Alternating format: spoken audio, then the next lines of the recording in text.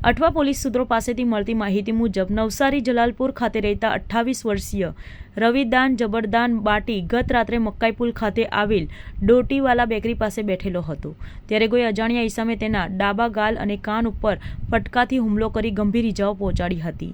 તેને ઈજાગ્રસ્ત હાલતમાં હોસ્પિટલ ખસેડાયો હતો, જ્યાં ફરજ પરના તબીબીએ તેને મરણ જાહેર કર્યો હતો. વધુમાં અઠવા પોલીસ મથકના પીઆઈ ડીજી રબારીએ જણાવ્યું કે મનમેળ નહીં થવાને લીધે મરનાર રવિદાન અને તેની પત્ની જીગીસા 2018થી જુદા રહેતા હતા.